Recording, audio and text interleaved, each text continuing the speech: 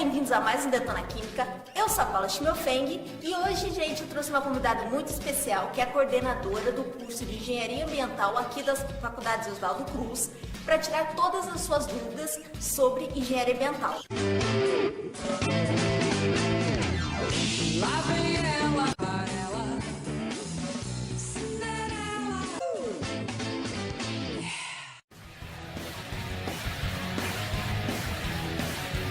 Peço que você curta esse vídeo, né, Márcia? Opa! É muito importante que você curta, porque assim vai ser mais divulgado o vídeo. E se você tem algum amigo ou alguma amiga que tem interesse em fazer engenharia ambiental, compartilhe esse vídeo, manda pra essa pessoa, porque a pessoa vai adorar, né, Márcia? Vai. Então vai ajudar muito. Então, não esquece de fazer isso. Márcia, muito obrigada por aceitar o convite. Vai começar! Então, Márcia, é o seguinte, engenharia ambiental... Ela é uma engenharia teoricamente recente, né? Ela surgiu por volta dos anos 70, depois que as indústrias viram o quanto era importante você cuidar do meio ambiente. Que o que elas faziam de produto, muitas vezes gerava um impacto horrível. Como que esse engenheiro atua realmente no mercado? Primeira coisa, eu vou tentar desmistificar algumas coisas, tá? Uma das frases que a gente sempre escuta dentro da engenharia ambiental é: o curso de engenharia ambiental é um curso do futuro. Errado. Engenharia ambiental é a profissão do presente, né? Porque justamente nós fizemos vários erros durante o passado. Muitos profissionais tiveram que trabalhar na área ambiental que não eram engenheiros ambientais e que faltava muita lacuna de conhecimento. Então, o engenheiro ambiental, ele nasceu dessa necessidade. Então, na verdade, ele é o profissional do futuro, né? Esse negócio de ficar esperando 20 anos para essa profissão, não. É agora que a gente vai trabalhar, né? É verdade. O engenheiro, ele tem um leque bastante amplo de profissões, né? Então, ele pode trabalhar como engenheiro de obras, como todo engenheiro, né? Então, essa história de que, o engenheiro ambiental, ele vai plantar árvore. Errado. Quem planta árvore é jardineiro, não é?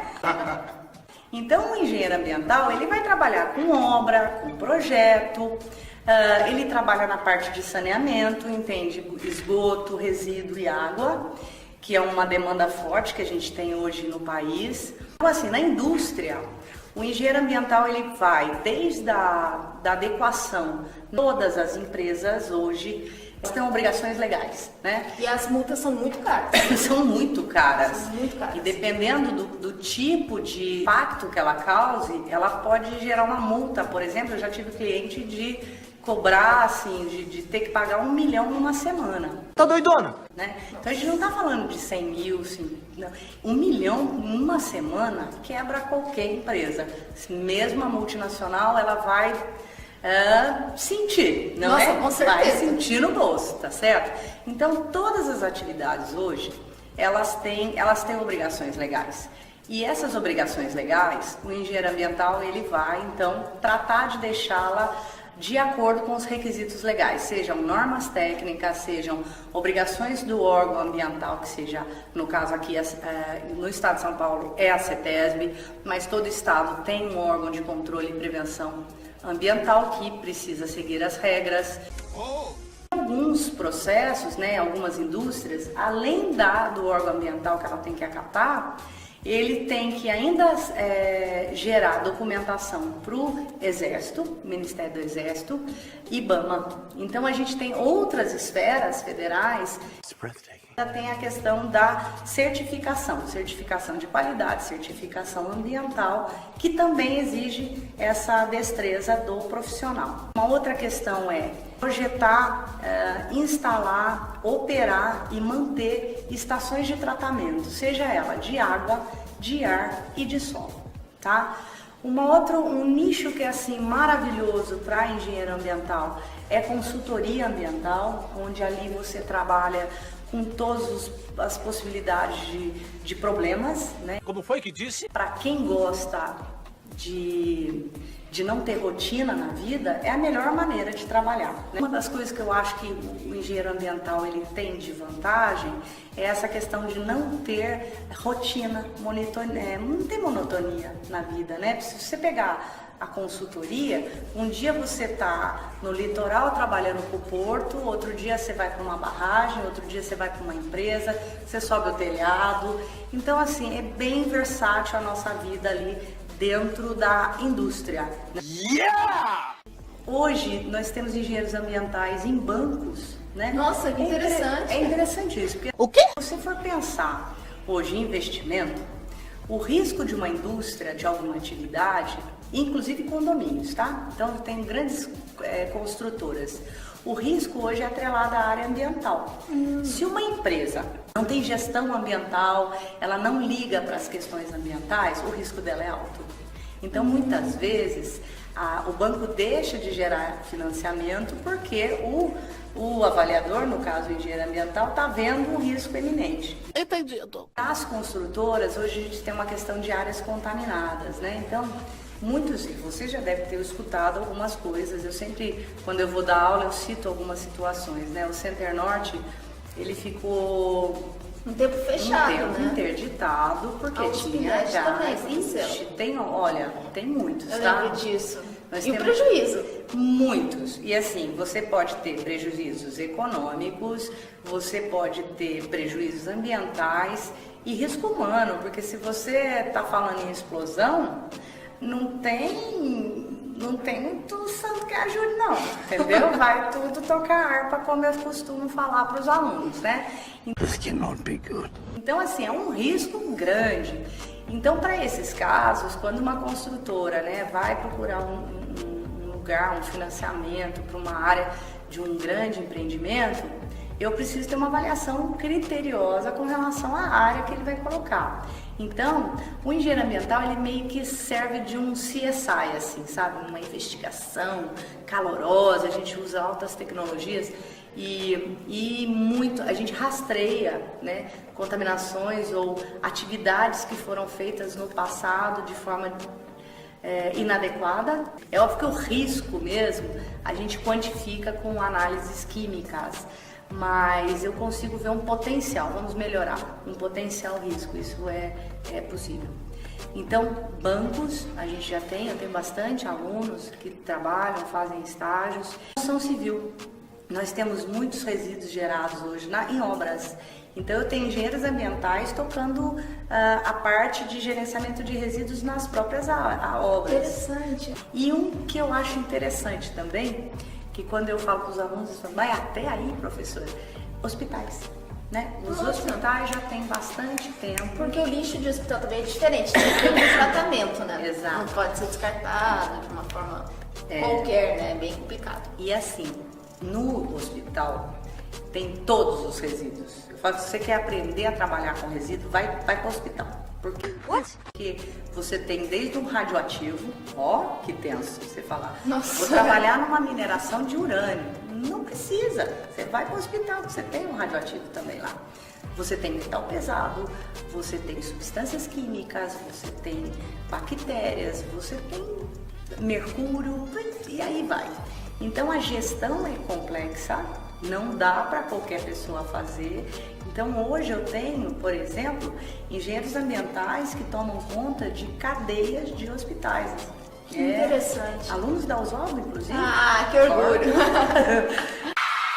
Então, assim, é um nicho bacana e isso é graças a uma lei, né, que já é antiga, que obrigou os hospitais a terem um plano de gerenciamento de resíduos sólidos já faz um tempo, de serviço de saúde já faz mais ou menos mais de 10 anos. Então a gente já tem essa sequência de profissionais trabalhando na área. Então você vê que o leque é grande, enorme, não é? Então a gente consegue fluir, permear. Fora isso, a gente tem um nicho também que é bastante interessante para o engenheiro ambiental, que é o diagnóstico ambiental, né? Então, é necessário tirar amostra de água, de solo, de ar. Então, muitos engenheiros ambientais eu tenho exatamente nesse local, né? Então, fazendo coletas, tomando conta de equipes grandes, fazendo gestão para dar um diagnóstico, para trazer para o cliente assim, o tamanho da encrenca, o tamanho de uma pluma, né, de uma contaminação, volume. Então isso a gente faz também.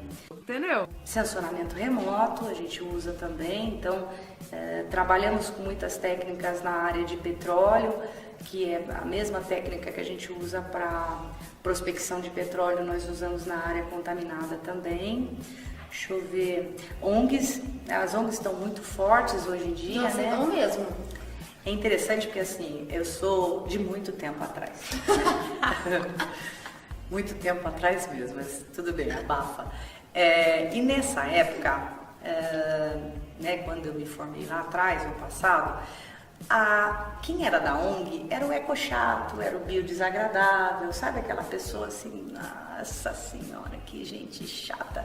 E era um povo, né, que o pessoal falava, deve ser tudo hippie. Tô na praia, vendendo minha arte, das coisas que a natureza dá pra gente. E vem aqui defender as coisas. Hoje a gente tem uma outra postura. As ONGs, elas são respeitadas. Nenhuma empresa, se você for pensar bem, nenhuma empresa quer uma ONG no pé. Não. Não é? Pensa. Não uma quero. ONG na sua porta? Não. E as ONGs hoje, elas geram laudos, elas têm um sistema de análise e monitoramento ambiental extremamente sofisticado. Então ela contrata muitos profissionais para. Né? Então assim, basicamente a gente tem um nicho planejamento urbano, a gente tem muitas áreas que nós podemos atuar, que é bacana. Né? Isso dá dinheiro. E que mais um aviãozinho? Márcia, me fala uma coisa, pelo que você falou, ficou evidente que tem muita química no curso, né? Nossa, tem. Eu imagino. Tem. Eu não consigo falar, por exemplo, de um impacto no meio ambiente sem pensar numa química.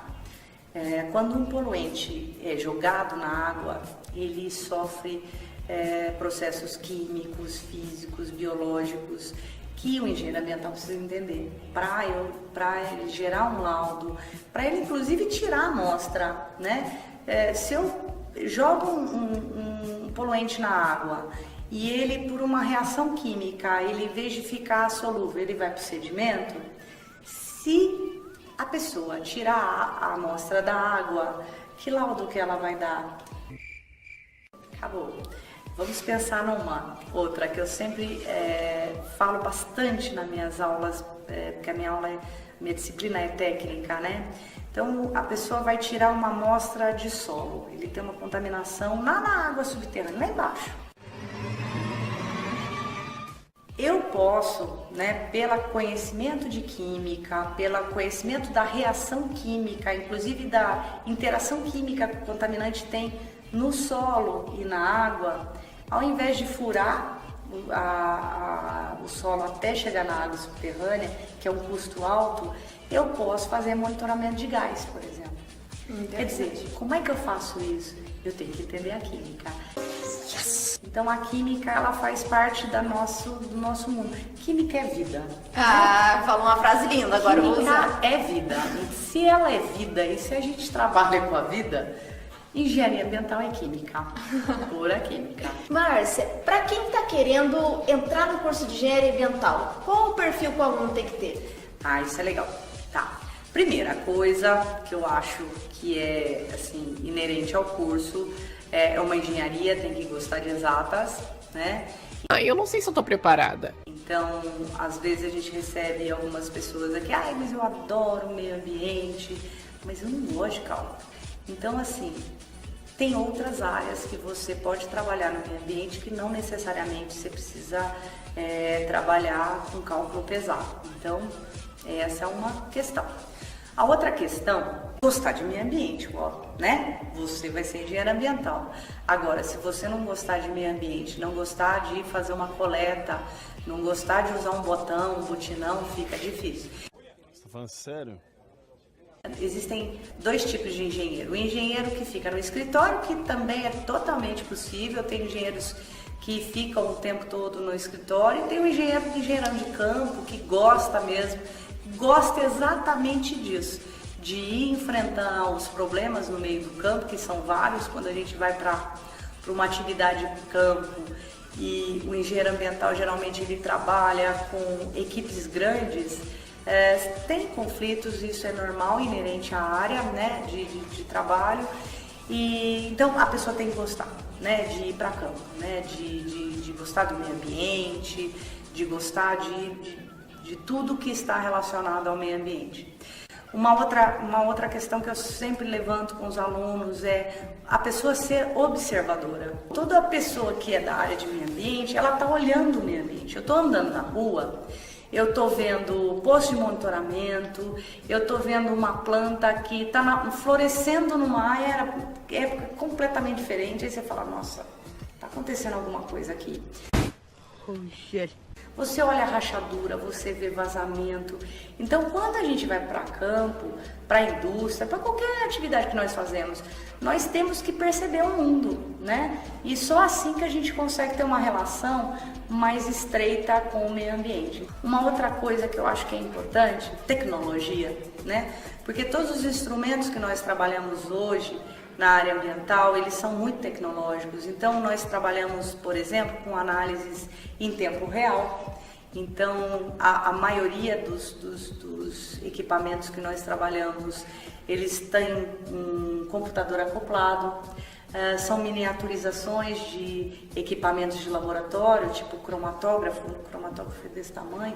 Então, a sofisticação que nós trabalhamos, o nível de sofisticação, então o cara tem que ter facilidade com o aplicativo, né? Hoje a gente está usando o drone como uma ferramenta, você tem os aplicativos que você consegue marcar muitas coisas e identificar muitas coisas. Então a tecnologia está muito presente na nossa vida.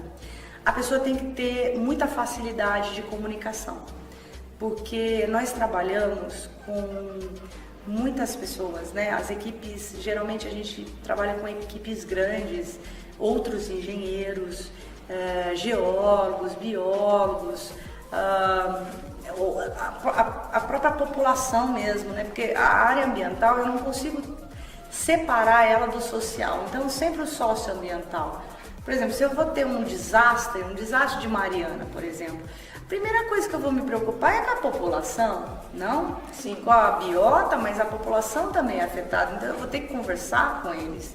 Então essa facilidade de comunicação é uma coisa que exige muito do engenheiro ambiental, e se fazer, porque assim, além de ser comunicativo, é se fazer entender, porque são duas coisas diferentes, né? Então a linguagem da pessoa, ela tem que permear desde pessoas completamente desconhecidas da parte técnica até o seu diretor. Então assim, o engenheiro ambiental, ele tem que permear, sabe? Ele tem que ser uma pessoa empática, né? Porque isso precisa também, e permear essa linguagem, saber quando ser técnico e quando